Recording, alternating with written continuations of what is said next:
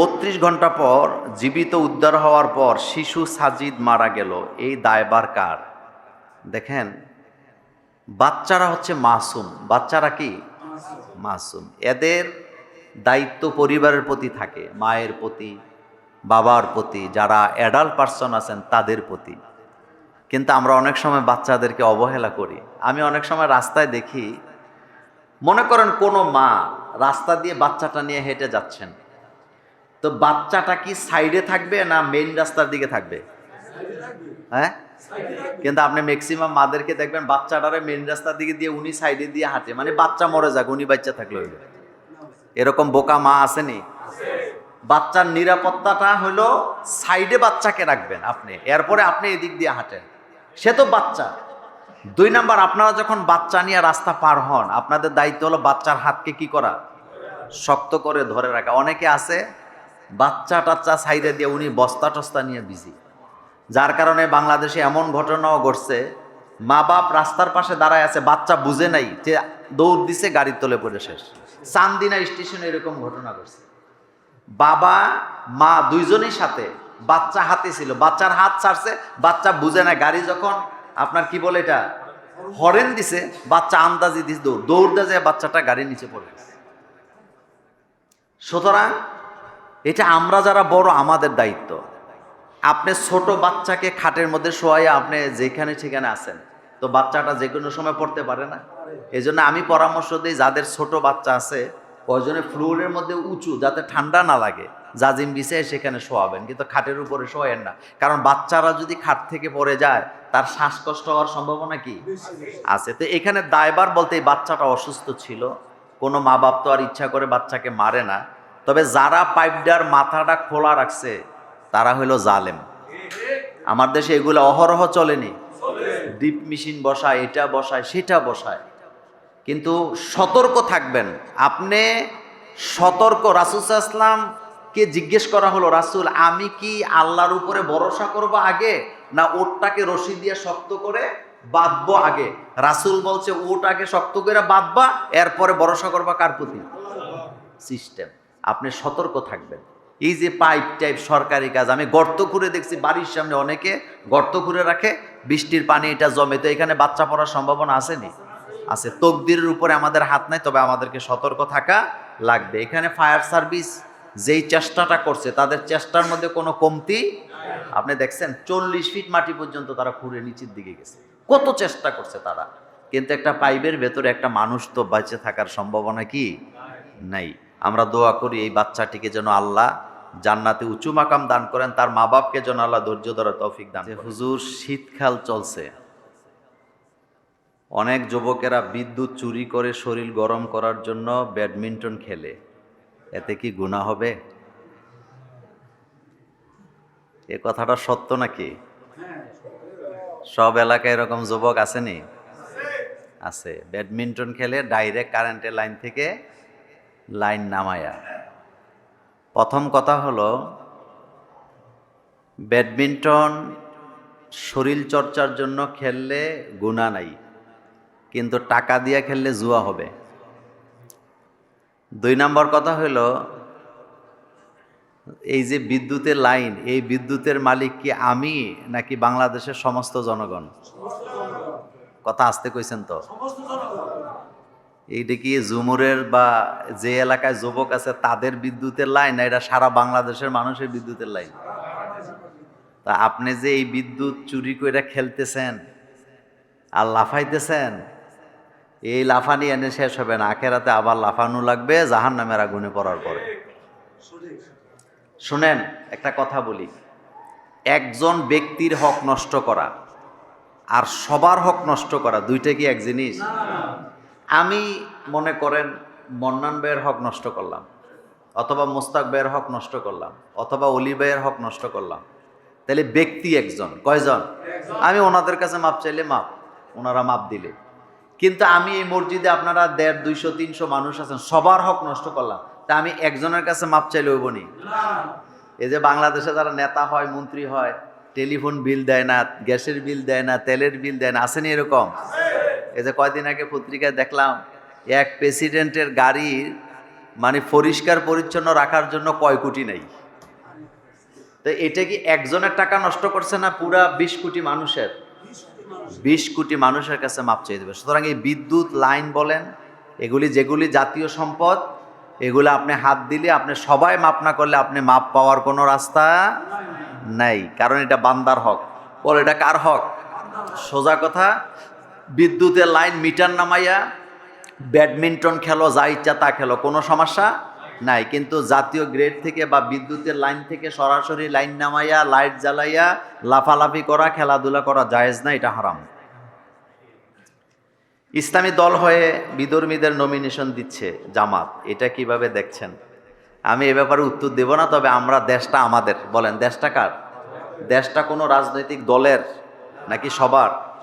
এই দেশের হিন্দু যারা আছে তারা কি আমাদের এই দেশের মালিকানায় নাই? আসতে কইছেন। বদ্রিশরা নাই, তা আপনাদের তো জ্বলতাছে কেন? সবাইরে নিয়েই তো দেশ নাকি? আপনি যদি একটা যে কোনো একটা গোষ্ঠীকে বাদ দিয়া দেশ গড়তে চান, আপনি জীবনও সফল হবে না। রাসূল সাল্লাল্লাহু আলাইহি ওয়াসাল্লাম মদিনার রাষ্ট্রে ইহুদিদের সাথে চুক্তি করে নাই বোধহয়, মুশরিকদের সাথে করে নাই। তো এটা আপনি সৌ দেখেন না, আপনারা মদিনার ইসলাম চাই ওই দিকে না তাকাইবেন। এক কথা শেষ, আমরা পুরা জনশক্তিকে নিয়ে দেশটা গড়তে হবে, একা কখনো দেশ গড়া যায় না। আল্লাহ আমাদেরকে বুঝার তৌফিক দান করুক। আব্বাসী হুজুর বলেছেন ইসলাম বিজয় 1500 বছর আগে হয়ে গেছে, এখন আবার কিসের ইসলাম বিজয়? এটা উনি জানে উনি কি বলছে। ইসলামের বিজয় রাসূলের যুগে হইয়া 32-36 বছর ভালোই চলছে না? হযরত আবু বকরের যুগ, হযরত ওমরের যুগ, হযরত ওসমানের যুগ, হযরতে আলীর যুগ, ইবনে আব্বাসের যুগ, বা পরবর্তীতে আব্বাসীয় যুগ যেগুলা ছিল, ভালোই তো ছিল, খেলাফত ছিল। কিন্তু এখন খেলাফত আর আসেনি দুনিয়ার কোথাও? আছে নাই। তা আপনি হয় খেলাফত নিবেন, নাহলে ইসলাম কায়েম করবেন। ইসলাম এখানে কায়েম নাই। এখানে কি সুদ বন্ধ হয়েছে? এখানে কি আপনার ঘোষ বন্ধ হয়েছে? তো ইসলাম কায়েম কোথায় আছে? বাংলাদেশের বঙ্গভবন থেকে নিয়ে একেবারে ইউনিয়ন পরিষদের অফিস পর্যন্ত কোথাও কি ইসলাম কায়েম আছে? ইসলাম কায়েম থাকলে, বিজয় থাকলে তো ঘুষখোররা ঘুষ খাইতো না, কথা ঠিক নেই? সুদখোরেরা সুদের ব্যবসা করতো না, মানুষকে ঠকাইতো না। ইসলাম কায়েম নাই বলেই তো এগুলো হচ্ছে। আমার বাংলাদেশে কি নামাজ কি বাধ্যতামূলক আছে? কিন্তু দিন কায়েমে নামাজ বাধ্যতামূলক, এটা কার কথা? আল্লাযীনা মাক্কান্নাহুম ফিল আরদ আকামুস সালাত। যখন মুমিনেরা ক্ষমতায় থাকবে তারা নামাজকে বাধ্যতামূলক করবে। এটা কি মোল্লার কথা না আল্লাহর কথা? তো বাধ্যতামূলক যারা করে তারা ক্ষমতায় গেলে না বাধ্যতামূলক করতো। আপনি আন্দাজে একজনকে বসাইলে কি এটা হবে নাকি? হবে না। বাকি বিষয় উনি কেন বলছে আমি জানি না, ওনার ব্যাপারে আমার কোনো কথা নেই। আজকে আমাদের দুইটা বিষয়ে অত্যন্ত গুরুত্বপূর্ণ কথা আছে। সেটি হলো, প্রথমে আমাদের মাদ্রাসা, আপনারা অনেকে ফরম নিয়েছেন, আমরা আমাদের প্রচারণাটা এখনো বসতে পারি নাই। তো আল্লাহর রহমতে একটা পরিবেশ আমরা মোটামুটি তৈরি করছি।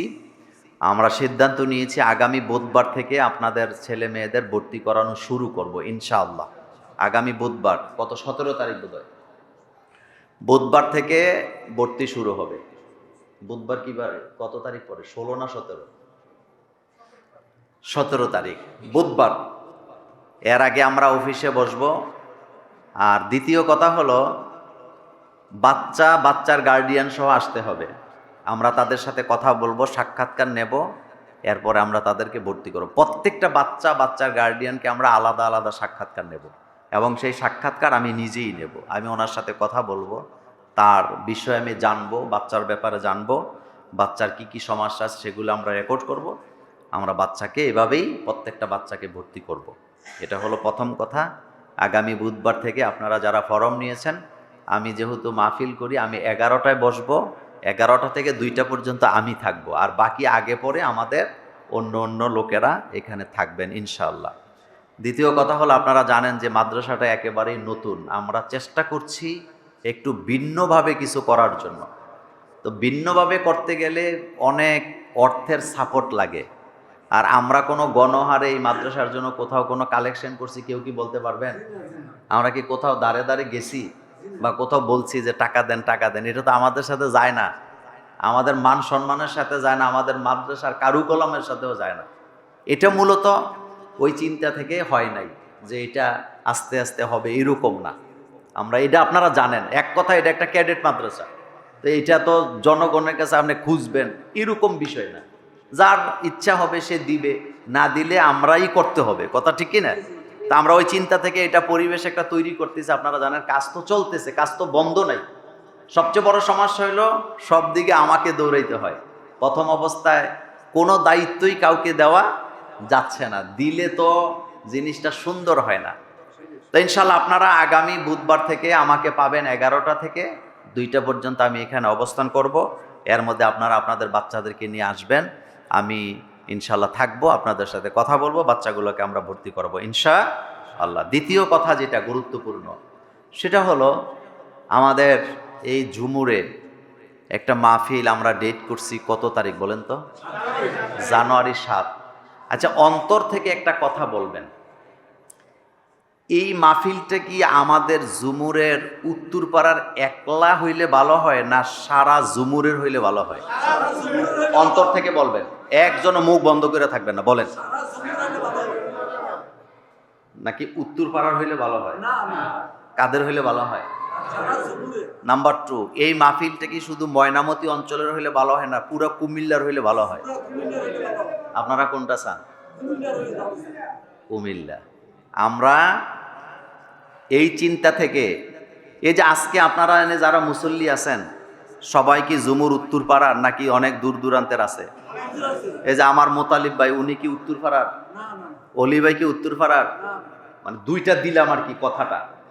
এক কথা বলি, আপনি ঠান্ডা মাথায় চিন্তা করবেন, আমরা সবাইকে নিয়ে চলবো, বলেন কথা কি ঠিক আছে? আমরা সবাইকে নিয়ে চলবো, সবাই আমরা এক, এখানে আলাদা কোনো কিচ্ছু নাই। এই প্রতিষ্ঠান, এই মসজিদ, এটা ঝুমুর উত্তরপাড়া কেন্দ্রিক, এটা এখন আর নাই। আপনি যদি এটা ভাবেন তো আপনি নিজেরে ছোট মনের পরিচয় দিলেন। এটা সবার, এই মাহফিলটাতে সারা বাংলাদেশ থেকে লোকজন আসবে ইনশাল্লাহ। আসবে কিনা এই কথা সত্য নেই? তা আপনি চিন্তা করবেন সবাইরই নিয়ে, এখানে ম্যাক্সিমাম মুসল্লি আছে এই পাড়ার না, দূরে দূরের লোক, কথা ঠিক নেই? তারা কেন আসছে জানেন? কারণ তারা এই মাদ্রাসাটার সাথে জড়িত আছে। আমি কথাটা বোঝার জন্য বলছি, এই যে মোতালিব ভাই আসছে, আমাদের অলি ভাইরা আসছে, তারা মূলত এই মাদ্রাসার সাথে জড়িত।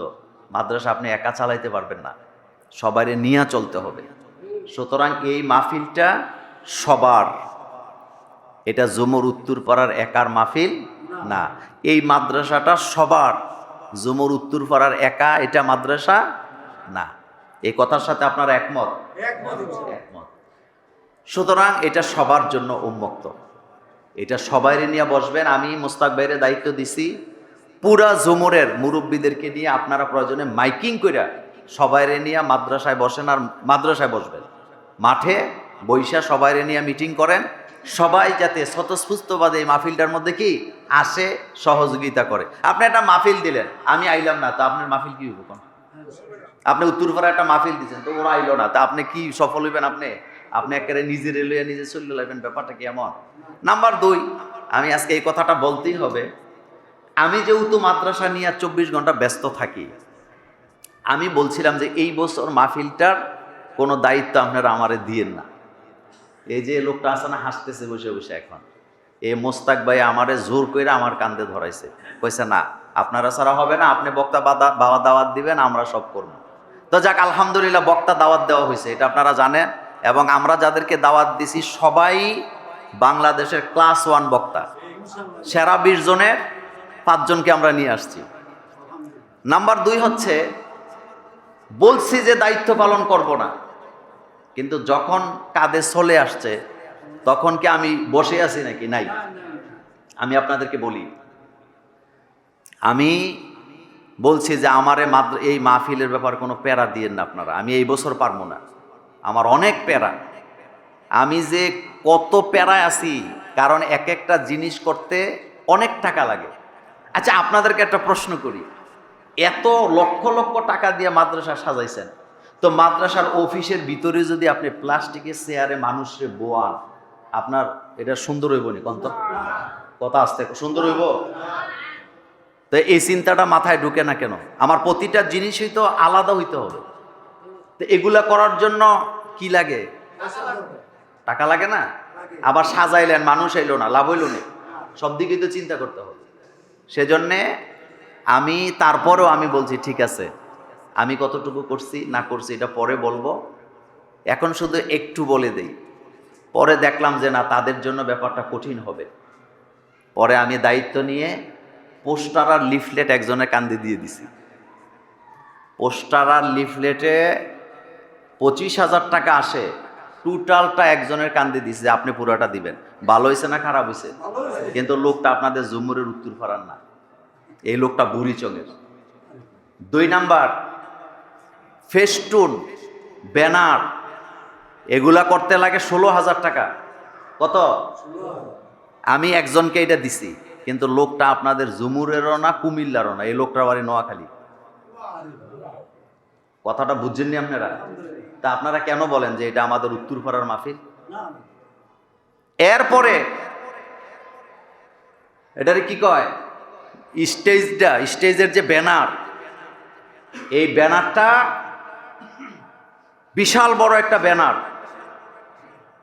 এটার জন্য 5 থেকে 6,000 টাকা লাগে। এটা যারে দিছি ওর বাড়িও আপনাদের জুমুর না, ওর বাড়ি হলো কুমিল্লা শহরে। ভালো হয়েছে না খারাপ হয়েছে? তা আপনি নিজের ছোট করেন কেন?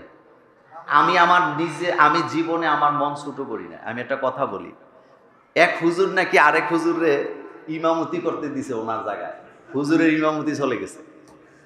এখন হুজুর টেনশনে পড়ছে, ওনারে দেওয়া নেই, কারণ ওই যে হ্যাঁ ভালো আর উনি একটু দুর্বল, এখন ওনার ইমামতি চলে গেছে হের কাঁদে। মুসল্লিরা আমরা ওনারে রাখিয়াম, ওনারে বাদ। কিন্তু আমি মোল্লা নাজিম এই ধরনের চিন্তা ভাবনা জীবনও, আপনাদেরকে প্রমাণ হয়েছে করি। এই যে আজকে আমাদের সাইদ বে আলোচনা করছে, এই বিম্বরে কি আমি শুধু সাইদ বেরে উঠাইছি না, অসংখ্য আলেমরে বসাইছি। আমি এত ছোট মন নিয়ে চলি না। আমি মনে করি আমি দুনিয়াতে আসছি, আমার যদ্দুর যোগ্যতা আল্লাহ দিছে আমি তদ্দুর, এর বাইরে আমার কিচ্ছু হবে না। আপনাকে বারবার সতর্ক করি, অনুরোধ করি, নিজের মন সংকীর্ণ করবেন না, সবাইরে নিয়ে চলতে চেষ্টা করেন। আজকে যারা আপনারা আমার মুসল্লি এখানে আছেন, আমরা জুমুর উত্তরপাড়া কেন্দ্রিক এই মাহফিল আমরা আয়োজন করি নাই, আমরা আয়োজন করছি পুরা জুমুরকে নিয়ে। জুমুর বললে উত্তরপাড়া বোঝায়, দক্ষিণ পাড়া বোঝায়, পূর্ব পাড়া বোঝায়, ভুইয়া বাড়ি বোঝায়, সব বাড়ি বোঝায়, বুঝায়নি? তো সমস্যাটা কি? সমস্যাটা কি? কেন বুঝেন না? ভালো নিজের সম্মান নিজে কেন বুঝেন না? মানুষগুলো তো আপনার এখানে আসবে মাহফিল শোনার জন্য, এটা তো উত্তরপাড়ায় আসবে নাকি ওইদিকে চলে যাবে? তো এইগুলি মাথার ঢুকাইছে কি আপনার?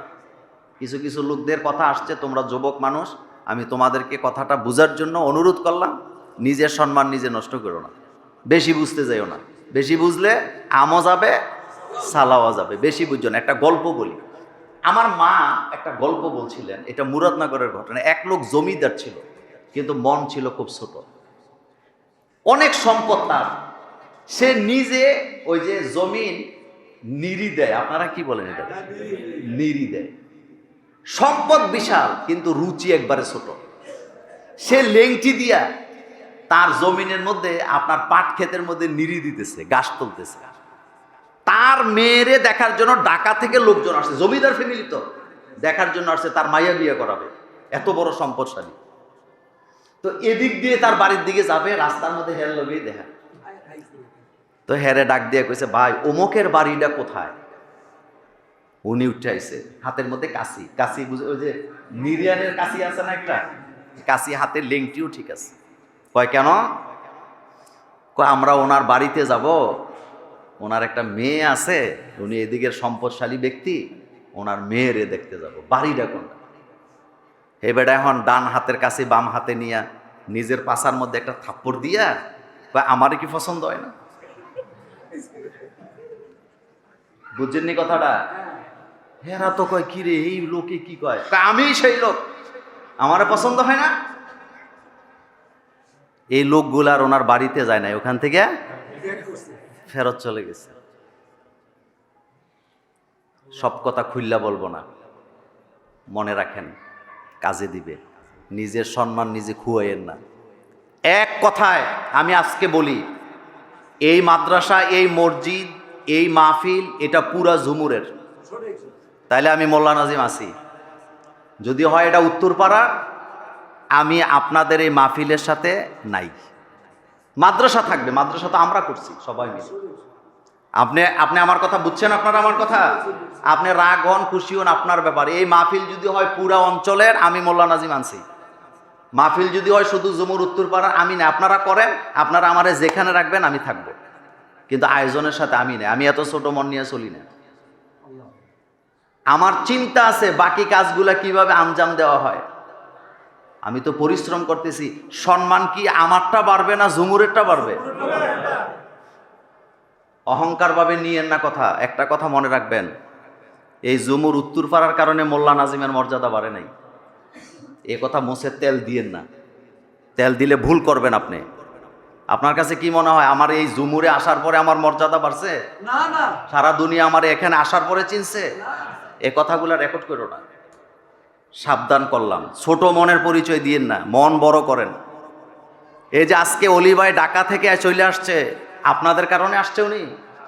আমি ওনারে ডেলি গুতাইতেছি মাদ্রাসায় আসেন, আপনি মাহফিলের ব্যাপারে কাজ আছে আসেন। এই যে মোতালিব ভাই আসছে, ওনার মসজিদ আছে না? কথা কর না কেন? উনি কেন আসছে এখানে? সবাইরে নিয়ে আমরা চলবো, আমরা একা চলতে চাই না। আমাদের মন বড় হবে, আমরা বড় মনের পরিচয় দিতে চাই, আমরা সবাইরে ওয়েলকাম করব। আজকে লালন চেয়ারম্যান ঢাকা গেছে তার মেয়েরে নিয়ে, উনি ঢাকার থেকে আমার ফোন দিচ্ছে, কয় মোল্লা ভাই আমি লজ্জা আপনার সাথে দেখা করি না, রাস্তার কাজটা করতারি না, কাজ কিন্তু আমি ধরছি। তাই আমি বললাম আপনি কই? আমি তো ঢাকা মেয়েরে নিয়ে আসছি, মেয়ে তো ভার্সিটিতে পরীক্ষা দিচ্ছে, আপনি আমার জন্য একটু দোয়া করেন। আপনি বুঝেন না এখন আপনি কোন জায়গায় আছেন। এই বুড়িচং ব্রাহ্মণপাড়া যিনি এমপি হইবেন, এটা জামাতের থেকে হোক আর বিএনপি থেকে হোক, লোকটা তো আমাদের। কথা ঠিক বলছিনি? লোকটা কার? আমাদের। আমরা কেন বাক করব? একটু দেরি হয়েছে আজকে, ভিতরের কথাগুলা বললাম, বুঝতে চেষ্টা করেন, মন ছোট করেন না, বেশি বুঝছেন না। সবারই নিয়ে চলেন, সবাই আমাদের, আমরা সবার। বলেন সবাই আমাদের, আমরা সবার। কেন বুঝেন না? আল্লাহ যেন আমাদেরকে বুঝ দেয়, আমরা বলি আমিন। এটা কোনো ধমকি দেওয়ার জন্য বলি নাই, আপনাকে সতর্ক করছি। এই জুমুর এক কেন্দ্রিক না, এটা সবার। আমি পোস্টারের মধ্যে উত্তরপাড়া লিখি নাই, প্রয়োজনও নাই, আমরা সবাইরে নিয়ে লিখছি। আমার চিন্তা, এই যে আজকে বলে দেই, আমার চিন্তা একটাই, পুরা জুমুরকে নিয়ে আয়োজন, শুধু উত্তরপাড়া না। এ ফাড়াটারা লেখা বাদ দেন, আমরা সব জুমুর। বলেন আমরা সব জুমুর। এই কথার সাথে আপনারা একমত? আমার চিন্তার সাথে আপনারা, আমার চিন্তার মধ্যে কোনো দুই নাম্বারই পাইছেন? আল্লাহ যেন আমাদেরকে বুঝার তৌফিক দান করেন। আসসালামু আলাইকুম ওয়া রাহমাতুল্লাহি ওয়া বারাকাতুহু।